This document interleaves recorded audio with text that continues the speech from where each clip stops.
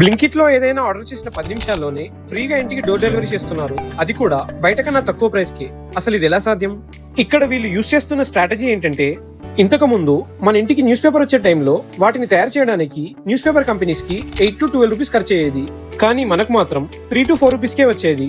ఆ మిగతా amount news papers లో యాడ్స్ వేపించుకునే అడ్వర్టైజ్మెంట్ కంపెనీస్ పే చేసేవాళ్ళు. అలా వాళ్ళకి మనీ వచ్చేది. ఇప్పుడు సేమ్ ఇదే స్ట్రాటజీని బ్లింకిట్, జెప్టో లాంటి డెలివరీ యాప్స్ యూజ్ చేస్తున్నాయి.